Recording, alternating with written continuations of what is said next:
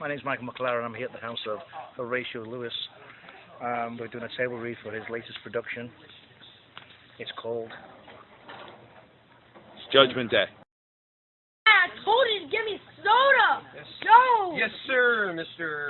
I'm the king. Hold on. Is this right? Oh, he's waiting for Todd also? Should be good for your highness. Go ahead. I told you to give me a water! You said soda! I said water! You said soda! I said water! No, you said soda. Get me a freaking water now. Listen.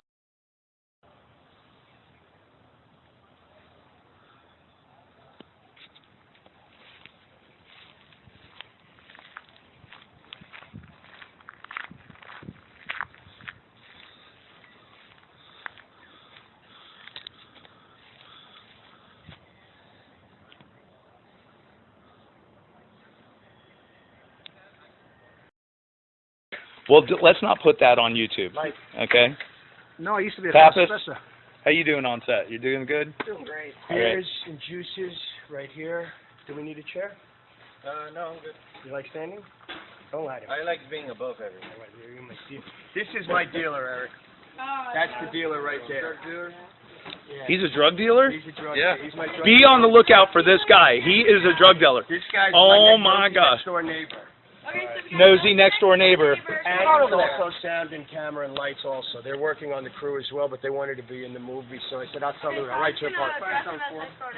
Address him as Ted. That's his I'm the his name. pervert. I'm the That's guy in the Pappas. park. That's Pappas. You know, he cast And me that's- as the guy. I was No, expecting you don't know Guy my name. Ritchie. Hey, you were man on the road in mine.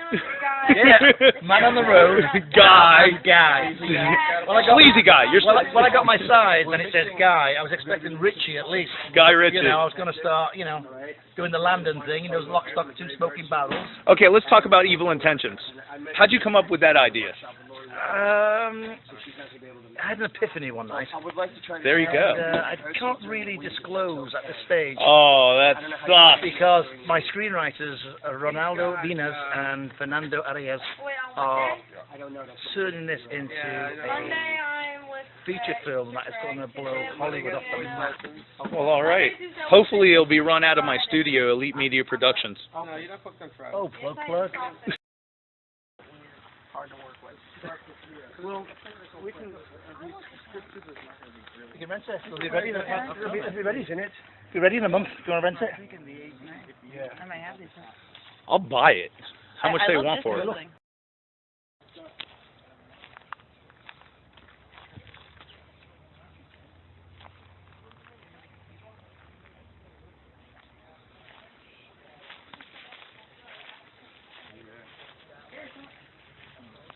Yeah. Yeah. And there, hello? Come here, that's someone else's backyard. Yeah, someone else's yard. There's someone else's property. Someone else's yard right here?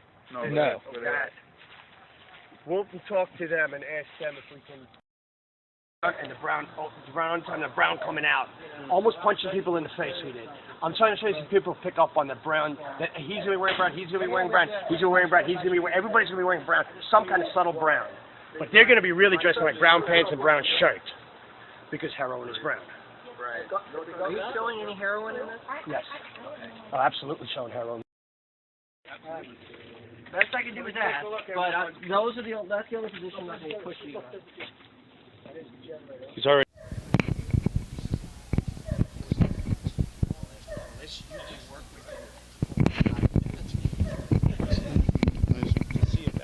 I just want to see. Go ahead and talk. All right. Yeah. Hello. Yeah, speaking to the mic. On set Judgment Day with Todd Bruno, the world-famous proximity master. Sir, are you going to cut off anybody's ankles on set today? Yes. I hadn't planned on it, but it's early yet. Do you like cutting off people's ankles on set? It depends. Do you want to eat a tuna fish sandwich? Do you like to...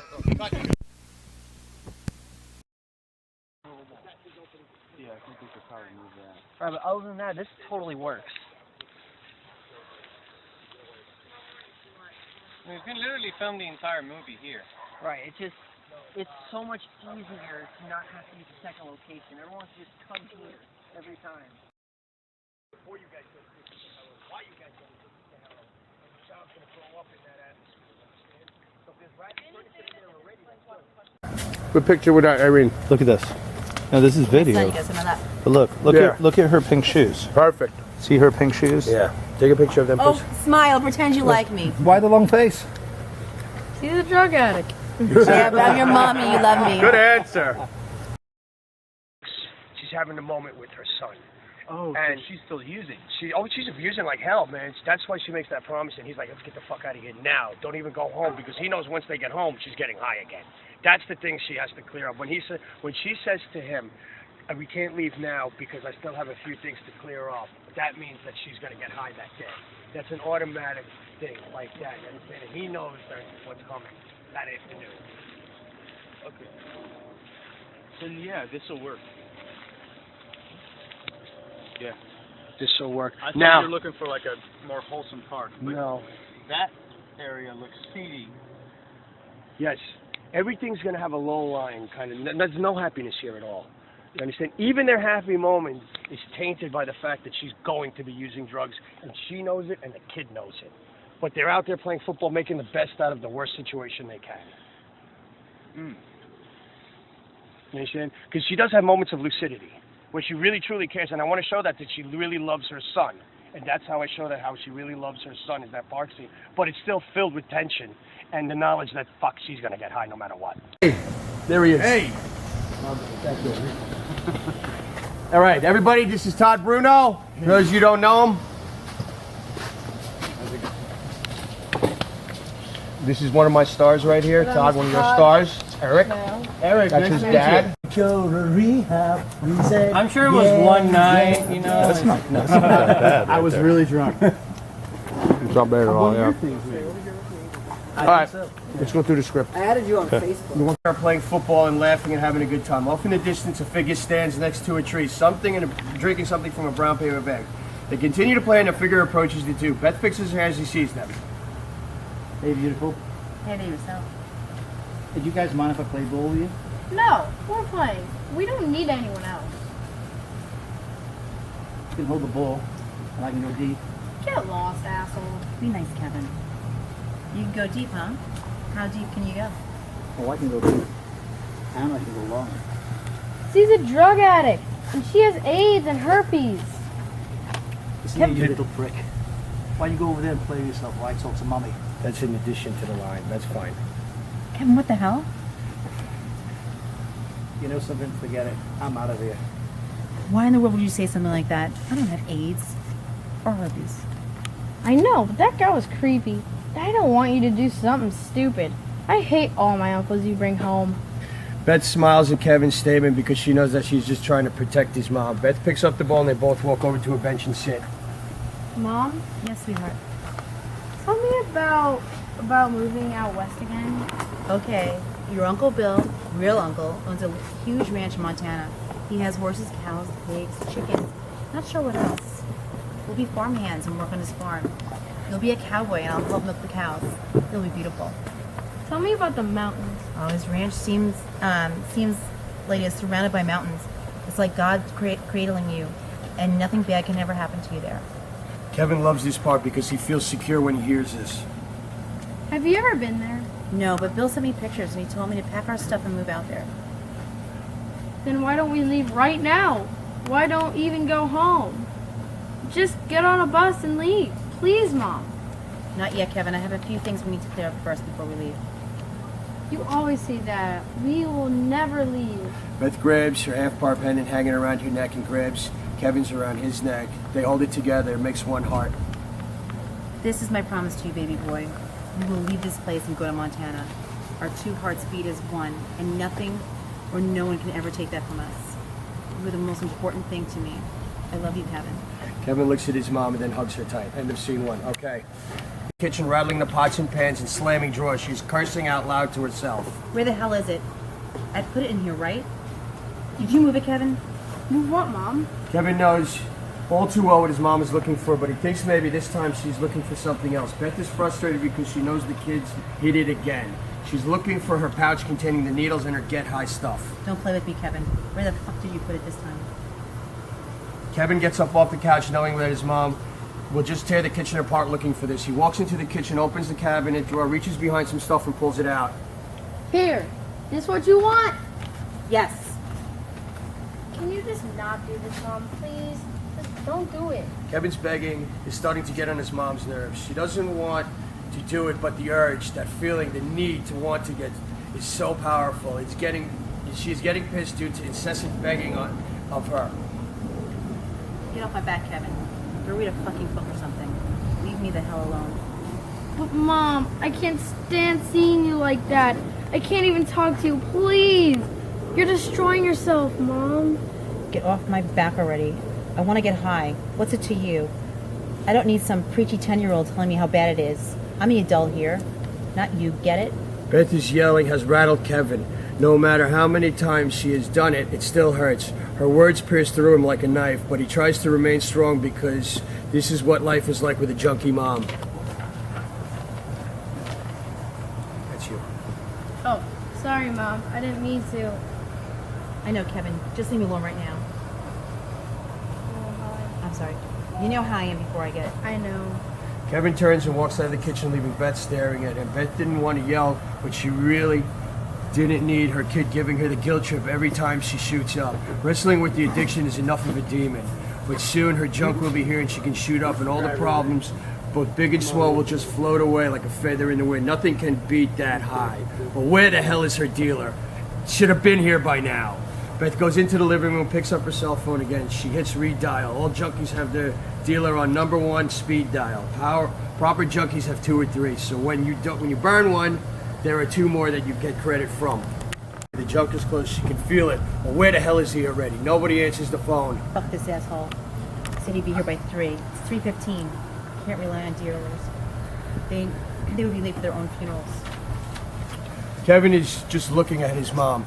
He has seen all this before all too often. Beth goes over to the window and looks out, looking at the window to make sure if the dealer, which will make the dealer come faster. Junkie train of thought. Nobody's outside. Beth is really tightly wound. Come on already. Where the hell are you? Staring out the window. Hey, Mom. Why don't we play a board game? Maybe Trouble or Trivial Pursuit? Not now, Kevin. I don't feel well. The sickness is coming again. The sickness that Beth is talking about is the withdrawal which junkies have from their system. The body starts to go down and it feels like the worst flu a person can have, but a fix will cure it.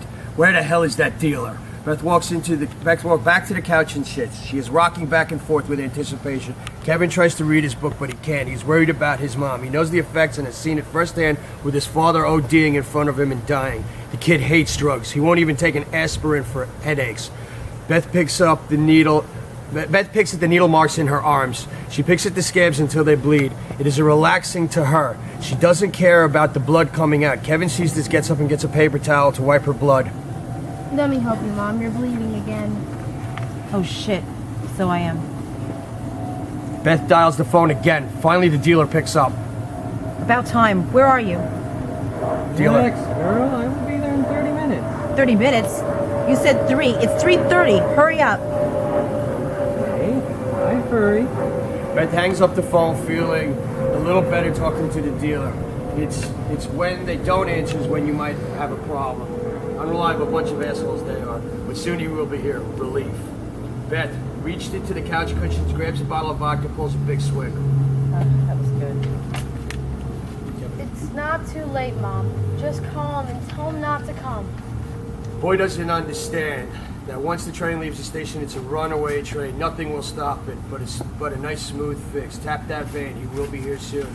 Beth lights up a cigarette and sits back. The room is eerily silent. You can almost hear a mouse fart. Just the ticking of the wind-up clock.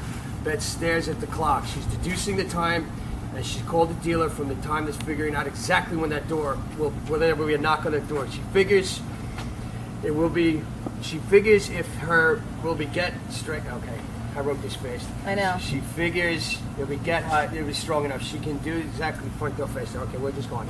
Still 20 minutes to go. 20 minutes. Might as well be 20 years. 5 minutes past. Then a loud knock at the door. Beth, like her ass is being shot out of a cannon with a rocket booster strapped to it, gets off the couch. Kevin is startled and he has seen this 100 times. No, 1,000 times. Beth gets to the door and in a second whips the door open. The joy she feels of seeing the dealer is like every moment she's ever had wrapped into this moment. Soon she will be high. 5 minutes soon. Can't beat that feeling. Kevin is really sad. He's hoping beyond hope that the guy wouldn't show. He wanted no knock on the door. Now, as he gets to himself, the mom is ready to get high. About time. Nice to see you too, Beth. Come on in. The dealer walks into the house, into the living room. Beth is right behind him. Hey, Kevin. Kevin looks at the dealer and gives him the finger. This is the guy that's killing his mom in his eyes. Kevin wishes he could set the dealer on fire with his mind. Say hi to Ace, Kevin. Kevin ignores his mom's request and goes back to his book. Okay, never mind. Where's my stuff? Dealer looks at Beth. He has her stuff, but he wants to toy with her. She is on the edge from the wanting to get high. He's a real bad person. What stuff? Come on, man. You got money for me. No more favors in trade for drugs. Oh, sorry. Favors refer to sexual favors given for a fix. Beth pulls out a small wad of cash. She hands it to the dealer and he counts it. He reaches into his pocket and pulls out a small package. Here, have fun. You know it. I'll be on my way. Beth doesn't even acknowledge his comment. She has her junk. The world makes sense. T-minus 3 minutes to get high time. Just got to get that asshole out of here. Thanks, Ace. I'll be seeing you. Okay. Bye, Kevin. Kevin just sits there reading his book. Forget this guy. He's killing my mom. That's all that's been going through his head. Beth escorts the dealer to the door. See you later, girl. High as a kite. Yeah. You can't cook it for too long. Just long enough to melt it. Like butter on a hot knife. See, there it goes. All gone. Perfect. Right. The moment is so close. The euphoria for that first hit. She can taste it in her bones. Now all she has to do is tap that vein. Damn sunken veins is taken away from her get high time. She figures she should be high by now. But these veins, Kevin sees his mom trying to find a vein. He knows what's coming. She's going to ask him in seconds to inject her. He really hates the junk and what it does to his mom. I mean, he really hates it. And help me now. Kevin gets up, walks over to his mom and is kneeling, where his mom is kneeling and kneels beside her. He grabs the needle and tilts her head back. He hates having to inject the corner of her eye socket, but he knows that she will beat him again if he doesn't do it, and he wants to make her happy. Or after all, we all just want to please our parents. He takes the needle, holds it right to the eye socket by the tear duct and presses it in. He does it very gently and applies just enough pressure to pierce the skin and slide the needle in. He pulls back on the top part to draw the blood into the needle and whoosh, the junk is flying through her veins. Beth rolls her eyes back in her head. She is high, floating like a butterfly in a warm...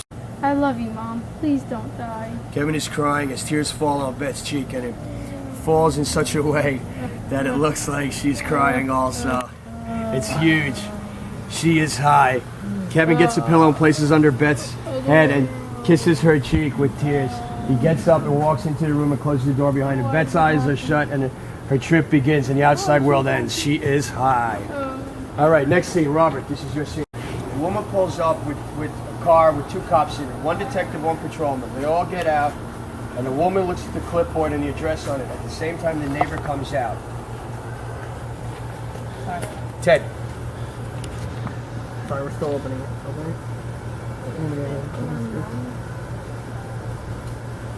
About them. Hey, don't make me have to call the cops on you. I know that you got problems going on in that house. Here. Then when you're done. Are those the lines? No. About time you got here. This woman's a disgrace. Wait. That's it. Yeah, that's it. Yeah. Okay. Read that. About time you people got here. This woman's a disgrace. That child is neglected and abused. All 3 turn to look at Ted. He is livid. Detective Tripp, which is Thomas Falborn. Sir, please go back into your house. We have the situation under control. I called child welfare 1 month ago. Now you about to show up? What are you waiting for? The child to be dead? Sir, please go back inside. This does not concern you. The child's in trouble. Concerns everyone. Social worker and the cops turn back to the house. Ted stands there and watches them from a distance. Interior of the house. Dimly lit, 2 people are sitting by a very dirty kitchen table. 1 adult and 1 child. The child is holding a dirty teddy bear. I'm going to change that to a book. There's an open can of cat food and dirty glasses of water. The child is eating cat food. It'll be chopped liver. The mother is looking at the child. Exterior of the house, the social worker knocks and waits for the door to open. Interior of the house, both mother and child jump and jump at the sound of the loud knock. They both look towards the door. The mother motions for the child to be quiet. The mother slowly gets up and peers around the corner to see who's at the door. Social worker knocks again. I'm going to do the social worker's part. That's going to be Laurel. Again, Ted moves in a little closer. Just break down the door. What the hell are you waiting for? No. Just break down the door. What the hell are you waiting for? Detective, sir, I'm not going to tell you again. Stay out of this or I will put you under arrest. Do you understand me? Ted looks frustrated and backs off. Social worker. Okay, Miss Fine, if you don't answer, we're coming through the door. If she doesn't answer in the next minute, break it down. Yes, ma'am. Interior of the house. Beth realizes that this is it. They're coming in and nothing is going to stop them. She shouts out. Is this on the page? Okay. Okay, I'm coming. Please don't break down my door. There's a child in here. Interior of the house. Beth starts to walk down the hallway to the door. The exterior.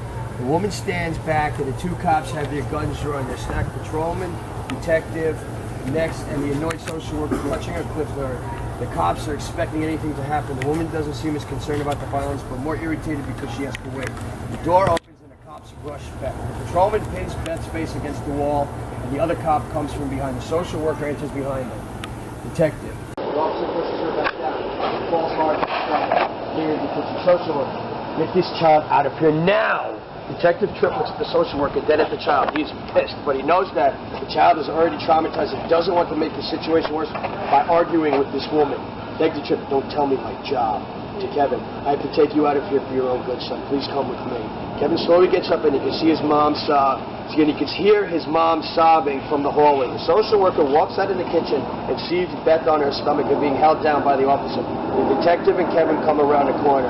Kevin sees his mom on the floor, rips away from the grip of the detective, pushes the social worker on purpose, and runs to his mom. He kneels down beside her. Social worker, will someone get this child out of here? Mom, what is happening? I don't want to go with them. I want to stay here with you. Remember how we talked about leaving here and moving out west of the mountains? How everything would be better. How everything would be better. Everything will be better, Kevin, I promise. Don't cry. Mommy needs you to be a brave little man. Now go out west. We'll go out west, I promise. We have our special bond and no one can break. Beth is referring to the small necklaces that they're each wearing with a half heart. Each half makes a complete heart. We see it dangling from Beth's neck and Kevin's neck. The social worker walks over and yanks Kevin up. No one's going to get this child out of here. I will. Get your fucking hands off of him, you bitch. Detective Tripp is now standing next to the social worker. If you hurt that child, I will place you under arrest. The child has been through enough. He doesn't need some pencil-pushing bureaucrat destroying him even more. To Officer York, take Kevin outside and sit with him. Don't let him out of your sight. Officer looks down at the child with compassion and then back to the detective. Yes, sir. Come on with me. I'll see you there's a bottle of water in the car for you. Okay? No, I won't go. Beth knows that fighting the situation is only making it worse for her son. Just go with him, Kevin. But Mom! Get the hell out of here, Kevin. I don't want you. Beth turns to the wall when she says this. Kevin is visibly shaken and starts to sob, but stands up and takes the officer's hand. Beth waits till the officer takes the child outside. Are you happy, bitch? You got my boy when you win. I'm not here to win. I'm just here to make sure the child is okay. Detective Tripp stands back up and places her with her back against the wall. Beth is sobbing and trying not to look out the door, but she can't help herself. She sees Kevin being taken to the back of the car. Just before Kevin gets into the back of the car, Beth and Kevin lock eyes. Kevin reaches up and touches his half-heart pendant on his necklace. In the struggle, Beth's half-heart is torn away and lays on the floor. She looks away, and Kevin sadly gets into the car. Now, the final scene is going to be no dialogue, but I might have you saying something at the end, like, goodbye, Mom, I love you. But basically, as Kevin is walking towards the camera alone, as he approaches, we see a tombstone in front of him. He stares at it, and the camera moves around from behind. We can't see the name, only that is a freshly dug grave. He kneels in front of the grave, picks his necklace out from under his shirt, and removes it very carefully. He scrapes some dirt away from the grave and gently places the necklace into the hole he dug. He covers it back up and starts to cry. He's very gentle with all of this. From behind, we see Detective Tripp walk up, place his hand on Kevin's back. Kevin stands up, and they both walk off. Before Kevin gets into the car, he looks back at the tombstone, and we see Beth's name on it. It will be like Kevin and his mom exchange looks. When it's just the camera work I'm doing. Kevin and Detective Tripp drive off. That's it. Where's the grave? What do you mean, where's the grave? Where are you going to actually film the grave? Where we filmed the park scene is going to be similar to that. So I want that almost same kind of setting. I want the same kind of background because I want the audience to be confused. Because they'll have the opening as a park. You're not actually going to have a grave, is what you're saying? No, we're gonna dig up a hole and we're gonna re-rotate the dirt over. I got a guy working on a tombstone for me. Okay.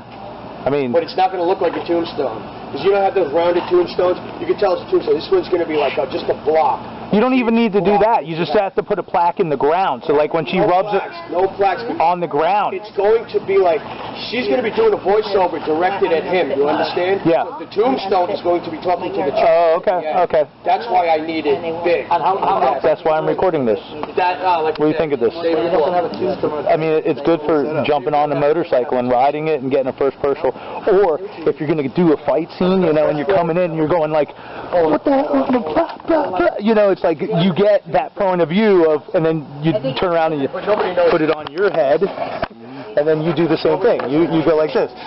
You know, you throw the punches, and then that's how you get two different fight scenes. You know, like you needs to be a better camera. This is only a 460 by some. It's not even a 720.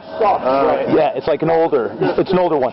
But for riding motorcycles, you know, I'm not going to put my good camera out there and go in the mud. You know, I'll let people put it on tripods and shoot me riding motorcycles. But this one is my, you know, and once again, I mean, it's really easy, is what it is.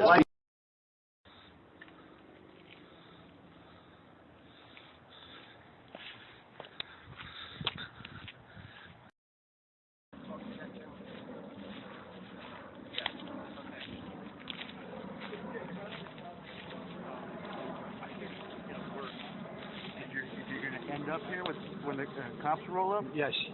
Then take the photo from the same angle. Of the cops. No, of us. No, so I'm saying, where the cops are going to be, the cameras, I mean, you guys are going to be. Right. Well, pretty much the same where we just were. Right. With the house in the background. Right. So that during the shoot-up scene, whatever. Yes. You can take a shot of the photo. Okay. And then match that to the shot when the cops roll up, so that people will put the two together. Instantly connect.